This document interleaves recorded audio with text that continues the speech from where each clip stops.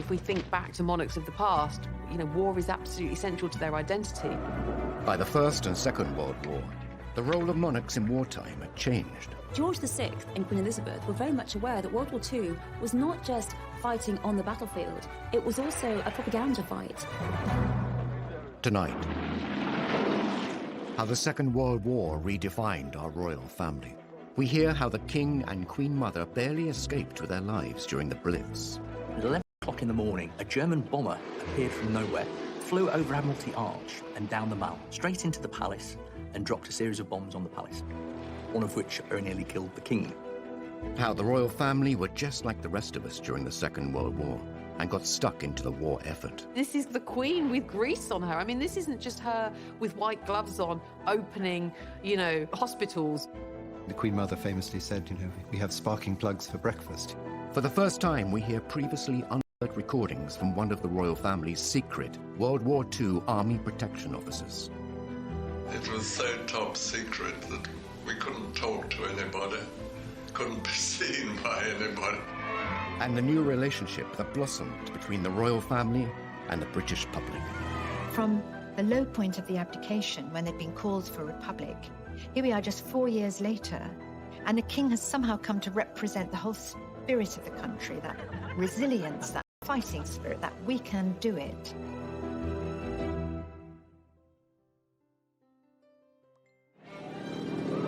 In the 1930s, the world was heading towards an inevitable war, and Britain had a new king.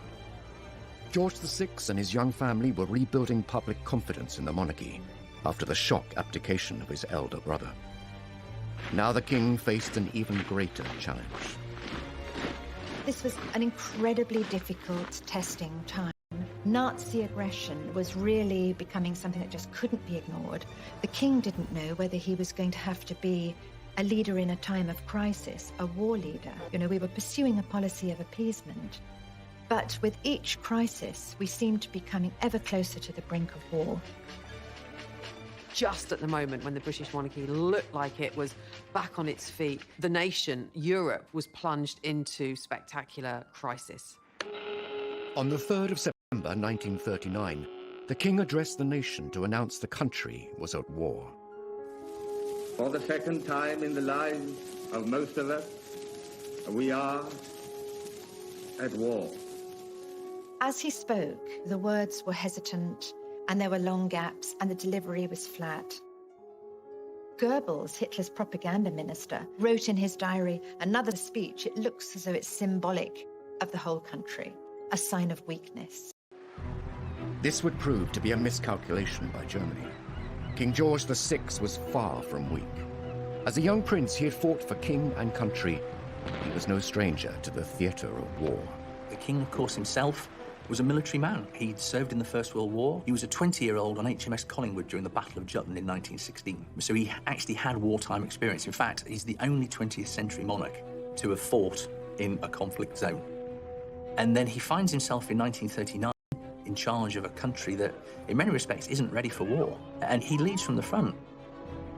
Now king, George had no active military role, but he was determined to support troops fighting in his name. Once the war actually really moves into its ascendancy with the German attack from May 1940 onwards, he dedicates himself relentlessly to maintaining national morale. The king and his family were soon to prove to the British public that they would stand by them. They would face the hardships of war together. Suddenly Britain was galvanized to be on a war footing. And what was very, very impressive at the time is that the King and the Queen stayed. Many aristocrats in Britain fled when they heard that war was imminent, and they said to the King and Queen, you should go too, you should go to Canada, where you'll be completely safe. And they said no.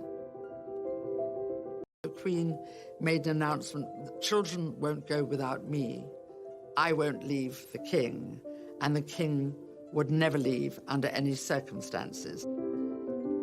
The royal family embarked upon their own mission to raise the morale of the troops and of the public. They visited factories, they visited munitions, they visited troops all over the country. By all reports, the days that followed, productivity rates went up. There was a real sense that they galvanised people and given them a sort of new sense of vigour. Sequel to the Big Blitz, the visit of Their Majesties the King and Queen to districts in East London which suffered very severely. George VI and Queen Elizabeth were very much aware that World War II was not just fighting on the battlefield, it was also a propaganda fight. When they went around these bomb sites, people were just amazed. There was the Queen in all her jewellery and her furs, and on one occasion, there was a little dog who was half buried under rubble, and the dog was absolutely terrified, and no one could get it out. And the Queen knelt down, and she coaxed that little dog out of the hole. I mean, then there was cheers from all the crowd, and it's just little things like... Was not the only focus for the Luftwaffe. Coventry in the West Midlands had suffered a number of small attacks. On the evening of the 14th of November 1940, 500 German bombers flew over the city, dropping their bombs. The city, having been mercilessly bombed throughout a whole night without regard to military targets, now presents a grim appearance of devastation. Hundreds of civilians lost their lives.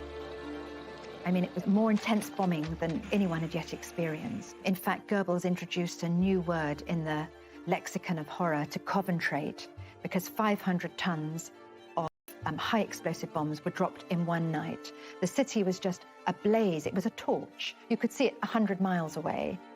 Nearly 600 people killed, and he was there immediately after to visit what was left. And apparently there's a story that these dazed, blitzed people who sort of had been bombed only a short time before all broke out into singing the national anthem. And remarkable man. The royal family's decision to remain in Britain meant that they were a direct target for the Third Reich. Though they were heavily guarded, George VI was keen to make sure that they could protect themselves if need be. The king insisted that everybody be trained in how to fire pistols and rifles. Both he and Queen Elizabeth trained every day by all accounts. The Queen Mother, Queen Elizabeth, she used to practice by shooting rats and was very proficient at targeting rats. She was not just this kind of like passive, wife of the monarch. She was there going, I might not be on the front line, but if you guys come into my back garden, I'm going to be ready for you. So there was a real sense of her being this kind of domestic warrior, and no one wanted to mess with her. Not for nothing did Hitler describe her as the most dangerous woman in Europe.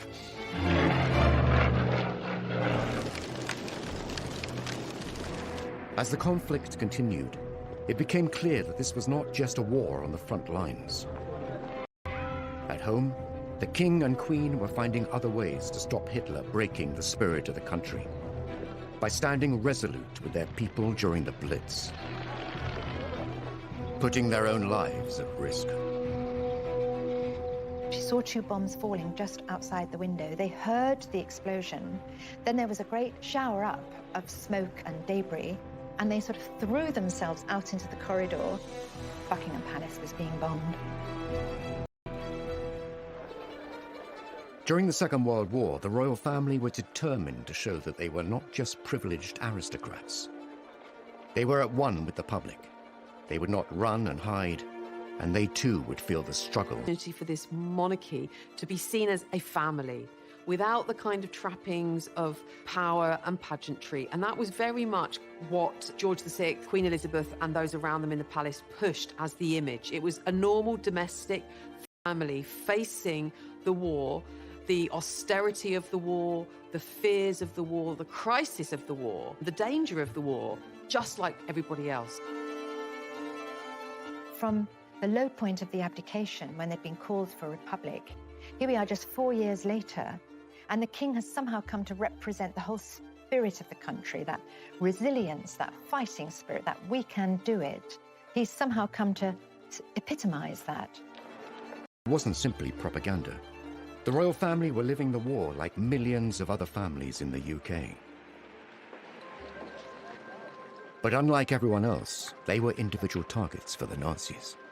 Decisions and plans had to be made. Losing the British royal family was unthinkable. In May of 1940, there's a sudden realization that Britain's security is actually now under threat. And this is when, for the first time, you have this idea of evacuating the monarchy away from London to the area which potentially would be the safest if there was a German attack.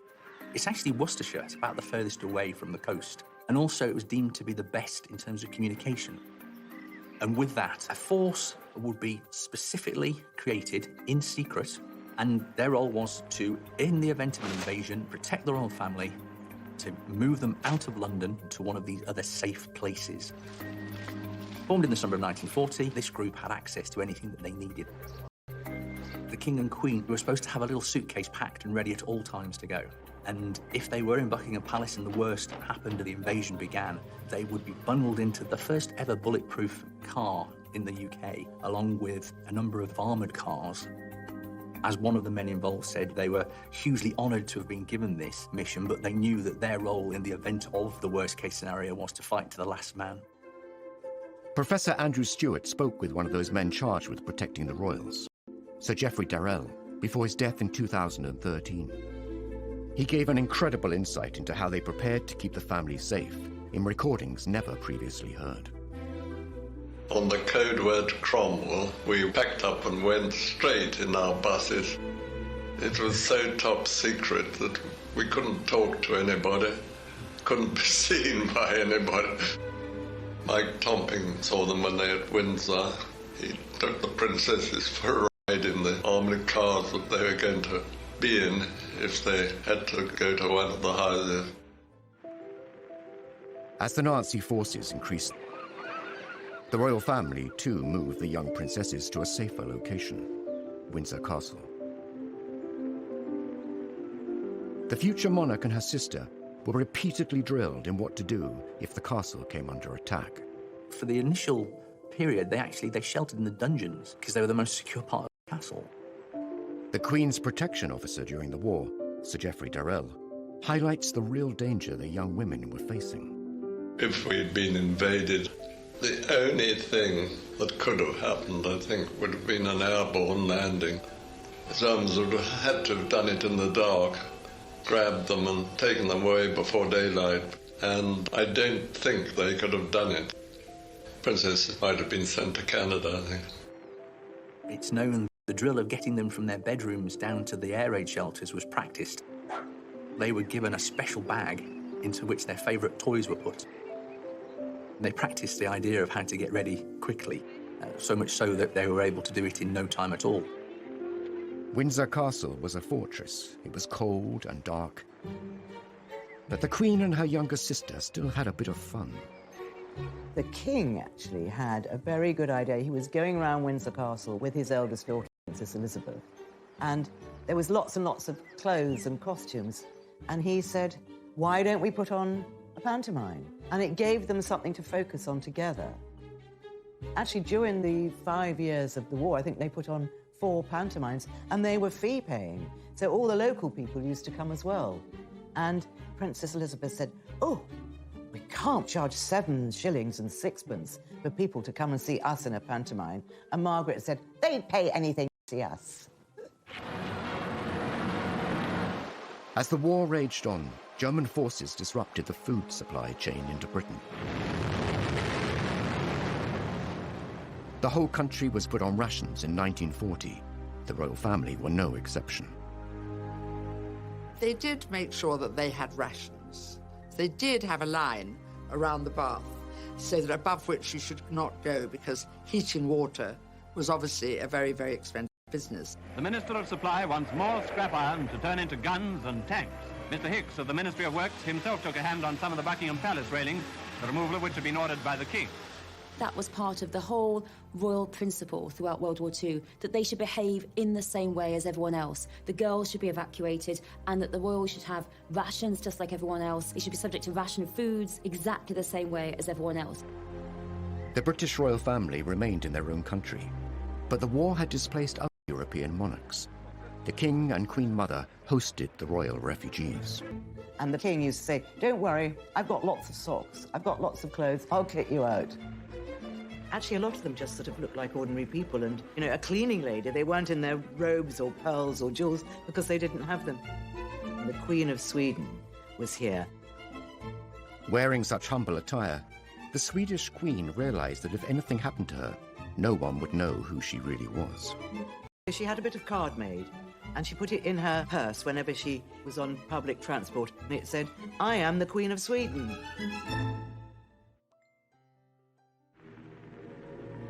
Family, we can't break down. We have to be strong and set an example. Now we've lost some family too. So many people had lost husbands, sons, brothers. They didn't feel they could call attention to their loss. It was just a very small funeral. And there's a very evocative description by Noel Coward, because when everyone was trying so hard to control their grief, but when the coffin was brought in with his RAF cap on it, Noel Coward says he could feel his face. He just had tears rolling down his cheeks, and he was relieved to see that the King and Mountbatten were exactly the same. Aerial bombing raids were happening across the country. London was bombed more heavily and more often than other cities. Now, civilians were in Hitler's sights. They thought if there was continuous bombing of London, they would drive the civilian population mad and Britain would surrender. And on the 7th of September 1940, the largest aerial formation ever seen darkened the skies coming across the English Channel towards London. And suddenly, the East End was ablaze. Buckingham Palace was a key target for the German Luftwaffe. The palace was hit repeatedly during the Blitz. Buckingham Palace was actually bombed 16 times during the war, and of those 16 times, 9 of the actual bombing raids caused damage, one of which on Friday the 13th of September 1940 very nearly killed the King. At 11 o'clock in the morning, a German bomber appeared from nowhere, dropped below the clouds, flew over Admiralty Arch and down the Mall, dropped a series of bombs on the palace. The King was with the Queen and his private secretary in his private sitting room, just getting ready for the day's work. And they saw 2 bombs falling just outside the window. They heard the explosion. Then there was a great sort of shower up of smoke and debris. And they just had time to register, you know, that things were very wrong. And they sort of threw themselves out into the corridor and only afterwards realized just what exactly was happening, that Buckingham Palace was being bombed. The precise nature of the attack led the King himself to wonder if his own family in Germany were behind the bombing. In fact, it was suggested that the only way that that aircraft could have carried out the attack was if it was somebody who had an intimate knowledge of the palace. And in fact, for a long time, the suggestion was it was a gentleman called Prince Christoph of Hesse, who was a distant relative but had visited the palace a number of times prior to the war. This was a turning point for the royal family and his relationship with the British public. They did something unprecedented. The media were actually invited into Buckingham Palace and were shown around the damage and were told the story of what had happened. This was revelatory. This had not happened before.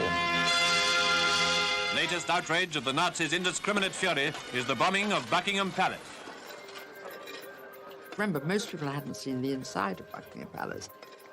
They showed the brickwork that's fallen apart, all the masonry that had been left, and the danger there was to the King and Queen. So I think people felt, OK, they're going through a slightly better version of the war than we are. They weren't going to the tube every night to hide, but they were suffering from the same problems. They stood for something. It meant something to people that they were still there in the midst of all this. The King and Queen had changed the way the royal family interacted with the public. No longer were they closed off. Now they were out and about, being seen, commiserating, consoling, and encouraging the war effort. Buckingham Palace did take 9 direct hits, a policeman was killed, and the Queen, she said, "Now I can look the East End in the face." And she felt very strongly that because her home had been bombed, it put her on the same level as all these people who'd suffered so much. And we do see a change and a lot more support for the royals after this moment. The Queen was also keen to let the rest of the world see what was happening in Britain. Before the United States had joined the Second World War, she sent an invitation to the First Lady. The King and Queen were at Paddington Station to greet her in the name of the people of Britain as she arrived in London. One of the most important things the Queen Mother did during the war was to invite Mrs. Roosevelt over to England. So much of the damage caused by the big fire raid on the city. You get a real sense that, austerity was happening even in Buckingham Palace, reading her account. Queen Elizabeth had moved out of her rooms to give her guest her rooms. And they were palatial, but bracingly cold. You could see your breath. There was one little electric fire with just a thin orange glow. The glass had all been blown out and was replaced by a cheap substitute. And then when Eleanor Roosevelt went down to the dining room, it all looked very promising, beautiful ambiance and lots of gold and silver. But the food, when it came, was meager and unrecognizable as food for someone not used to wartime substitutes. In fact, she wasn't quite sure what she was eating. Everything's boarded up and there's nothing very grand about Buckingham Palace. It's all, completely bleak. And so who better to go back and tell the president about what's going on in Britain than his wife? The Queen Mother's clever diplomacy brought the reality and horrors of the war to the United States. It cemented the special relationship between the two countries. And now it was time for the next generation to step forward and take the lead. Every Allied newspaper had a picture of the future Queen and her spanner and her ambulance. I mean, this was really quite fierce because look at this. She's ready. She's out there. She'll go to the front and she'll risk her life if she has to for the war effort.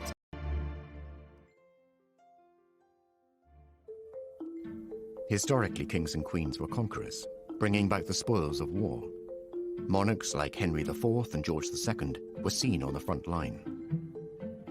The monarchy really had always in history been about military pursuits. I mean, that was really, you became monarch through military might, and one of the kind of key aspects of being monarch was defense and being seen to lead an army into war. I mean, if we think back to monarchs of the past, war is absolutely central to their identity.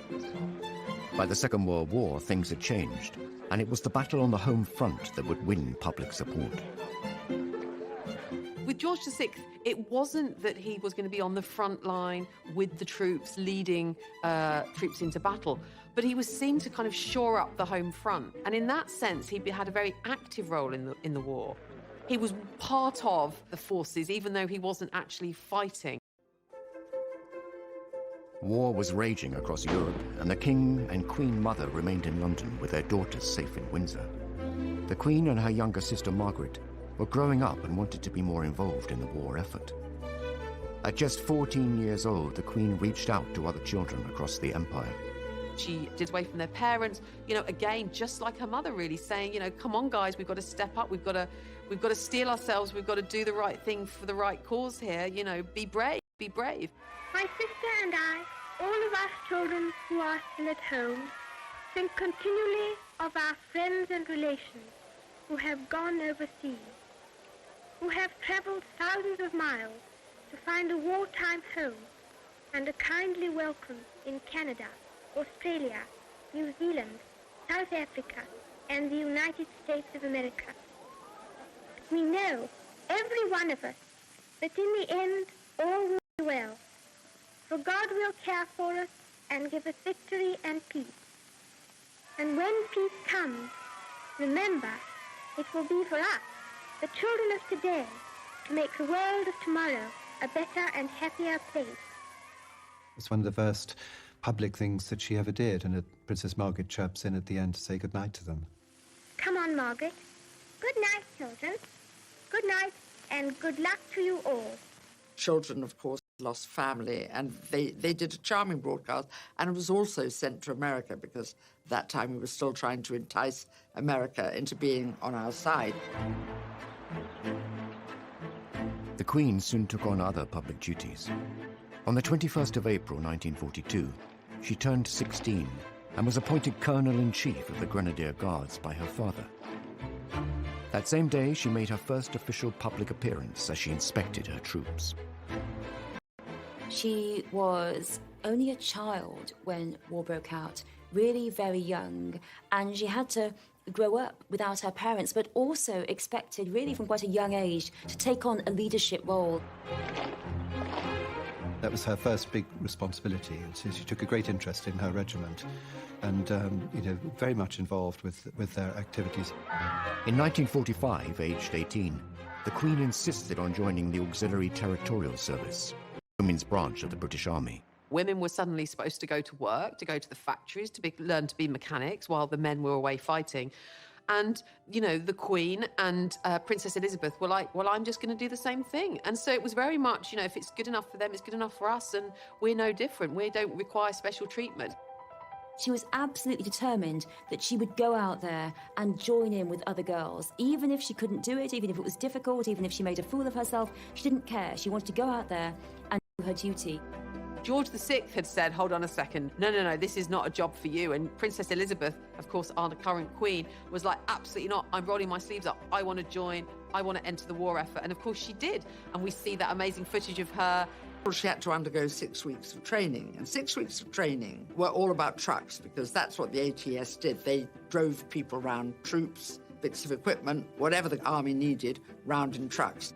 The Queen Mother famously said, you know, we have sparking plugs for breakfast, you know, so the Queen was obviously very interested in all that. The Queen rose quickly through the ranks. In a matter of months, she was promoted to junior commander, the equivalent of army captain. She just seems to be this sort of ageless icon. But when you look at her role in the war, she was this attractive woman, but a kind of active woman who was dressed in khakis, who was dressed in overalls.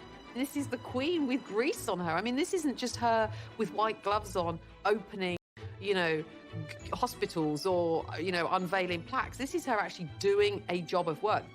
She served. She was the first, you know, woman royal to be in the armed forces. So she led from the front. She delivered and she did what she needed to do. And I suppose she's lived that out ever since. And her remarkable longevity and sense of duty. And I think the Queen never took the easy path. And it would have been quite easy for her not to join the ATS, to stay in Windsor Castle with Margaret. Images of the future Queen in overalls driving large vehicles were widely distributed and became a powerful propaganda tool. The picture of the young Queen in her ATS uniform training for this difficult, dangerous work, I mean, that really cannot be underestimated, what effect it had on the morale of the people and also on the morale of the enemy. The fact that the future Queen was not protected, not wrapped in cotton wool, that she'd suffered bombings, that she'd been through it all, and now here she was training to go out on the front. Every Allied newspaper had a picture of the future Queen and her spanner and her ambulance. I mean, this was really quite feared, because look at this. She's ready. She's out there. She'll go to the front and she'll risk her life if she has to for the war effort. She's always said she had a very happy time meeting other girls who'd volunteered and worked for the ATS. And in a strange way, a lot of people of that age say some of their happiest moments were in the war, when suddenly urgency and being useful were very important, whereas before women, not many had worked, many were just sitting around waiting to do something. But she qualified and drove her lorry into London. She'd learnt to strip down an engine, she'd learnt to change a wheel, she'd learnt to drive a heavy lorry and how to load it. And she proudly drove into London. Apparently she went round Piccadilly Circus twice. Wasn't sure how the roundabout worked. It wasn't all work and duty for the Queen. Romance was blossoming. Her future husband was on the front line serving. Philip of Greece, when she was 13 and he was 18 at Dartmouth Naval College, he was a top cadet, he was going off to war, and he was absolutely charming to her. She records that they went for tea on the Royal Yacht, because of course they're related, and after tea the Royal Yacht sailed away, and all the cadets followed in their boats, but Prince Philip was the last one to turn back, and the king had to actually command him to go. He was a distant relation. He was produced on that occasion to look after the two princesses, and that's always where they say they focused on each other. And of course he had a very, very good war. He described to me once that during the war, I mean, he had no family in England. His mother was living in Greece, and of course he was Greek, and there was a certain wish or wonder, would he join the Greek Navy? But he decided that he'd done some training in Britain, and of course he'd lived in Britain because his family had been exiled. And the Greek Navy was very small, and I think he thought he wouldn't see much action, so he joined the British Navy. He kept in touch with Queen Elizabeth during that time. In fact, she had a photograph of a naval officer with a beard on her table, and that was Prince Philip. He had a beard in those days, but I don't think it fooled anybody, but he was slightly disguised, I suppose. The war creates and cements the romance between Philip and Elizabeth. They don't see each other much, but they think about each other a lot. In July 1942, while second in command of HMS Wallace, Philip made history when he devised a plan that would save all on board. He was to become a war hero. Philip played a really immensely important role in the war in various ways, but perhaps no more so than the Allied invasion of Sicily, when there was a real danger that his ship was going to be bombed by the German Air Force. And so he came up with the idea of basically sending or throwing off the ship a raft and sort of lighting the raft and using that as a decoy and drawing the German bombers to that target whilst the warship moved away. And this was, by the accounts, relatively recent accounts of those on the ship, said there's no doubt in the minds of many of those who served on that ship and who are alive today that, Prince Philip's quick thinking saved the lives of the men on the ship and saved the warship. So he was, quite the hero.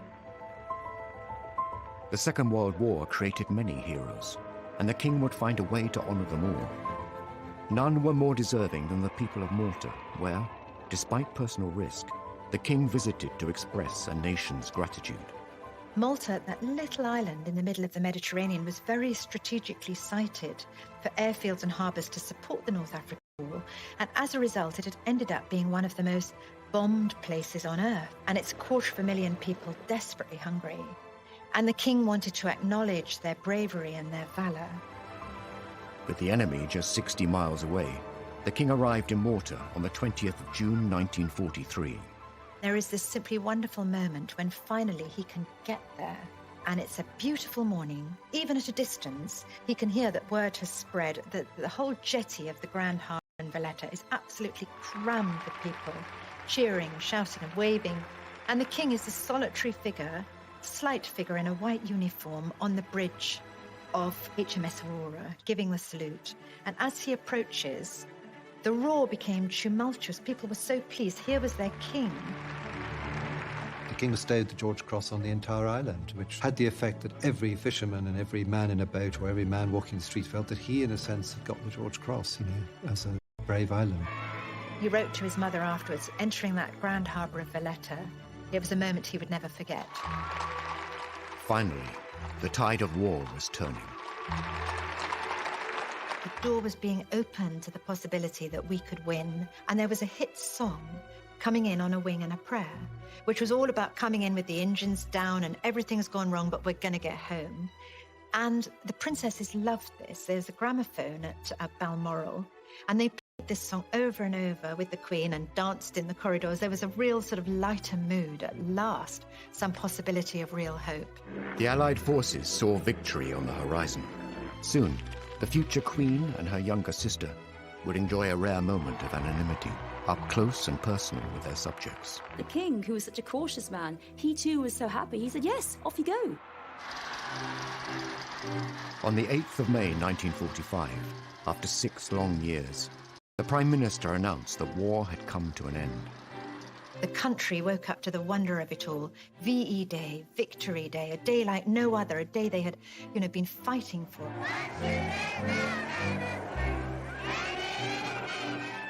VE Day was the day where another radio broadcast address from the king, and of course this time the king not saying it's going to be a long and difficult time ahead, stay strong, announcing instead, of course, victory, that the war was over. Germany, the enemy who drove all Europe into war, has been finally overcome.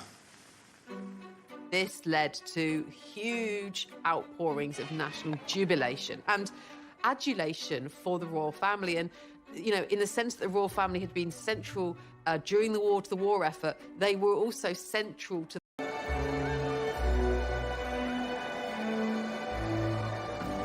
Then the crowd makes its way to the Mall.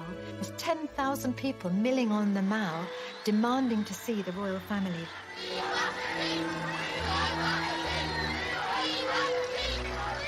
After years bound by the constraints of war, the future Queen and her sister Margaret were desperate to get in amongst the celebrations. This day marked an amazing moment. There were crowds. Everyone rushed into the streets. It was this great moment. And the two princesses said to the king and queen, "Can we go outside with all those people?" And the king, who was such a cautious man, he too was so happy. He said, "Yes, off you go." And that seems unbelievable because it was absolute chaos outside. The young queen went out in her ATS uniform, and initially she'd pulled her cap down, but then she was told she couldn't go out with the uniform incorrect. She had to put it back up, and she was a bit concerned that people would recognise her. But everyone was so excited and so happy that they just didn't care. And the Queen actually spoke about this many years later. She talked about how marvellous it was. Everyone swept along in this tide of happiness and relief. And it's an amazing story that Margaret and Elizabeth, they go out there. They're out there in the crowds, these people rushing round, and they shout, "God save the King, God save the Queen," with everyone else.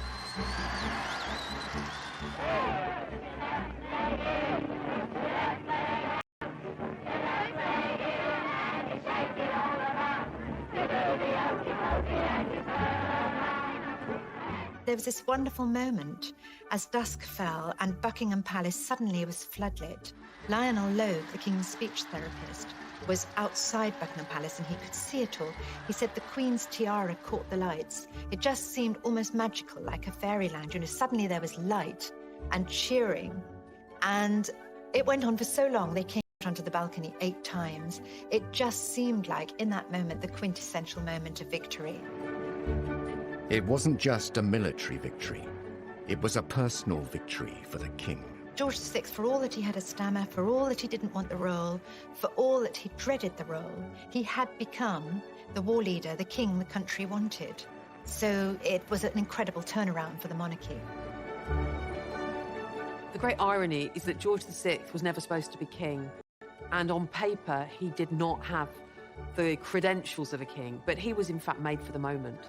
He was actually exactly what Britain needed at that time. Almost as soon as the war is over, people turn their attention to the princess, to the heir, and her wedding, of course, 2 years after the end of the war, is all about light and rebirth. Elizabeth is crowned queen just 7 years later. Each year, she stands alongside the servicemen and women in solidarity and remembrance, as her parents once did. I think it's very moving that we hardly ever see emotion from the Queen, but one occasion is when she was mourning veterans. She served alongside so many other young people, but so many of them are no longer with us. And I think the Queen, throughout her reign, has been particularly concerned with veterans, how they've suffered, with commemorating veterans and commemorating the war, and really that reflects her own experiences of World War II.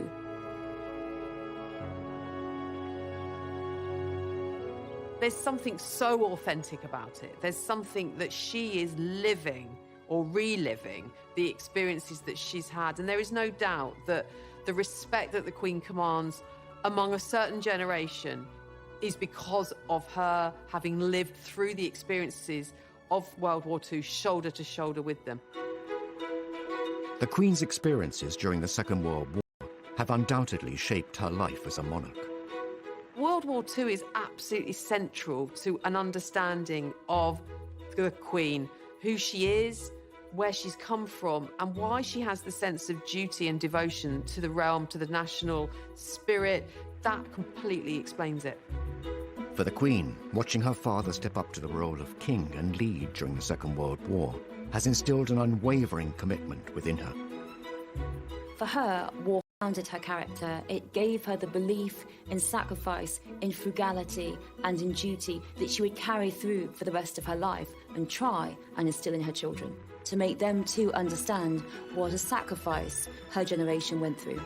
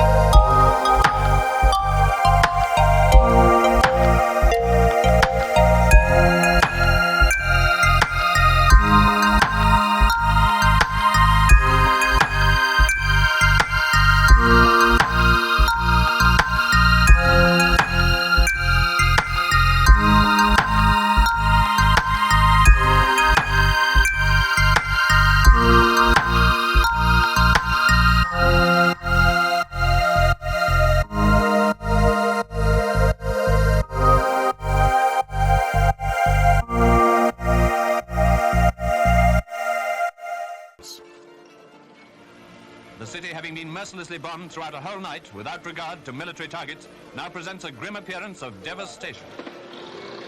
Hundreds of civilians lost their lives. I mean, it was more intense bombing than anyone had yet experienced. In fact, Goebbels introduced a new word in the lexicon of horror to concentrate, because 500 tons of high explosive bombs were dropped in one night. The city was just ablaze. It was a torch. You could see it 100 miles away. Nearly 600 people killed, and he was there immediately after to visit what was left. And apparently there's a story that these dazed, blitzed people who sort of had been bombed only a short time before all broke out into singing the national anthem. And remarkable man. The royal family's decision to remain in Britain meant that they were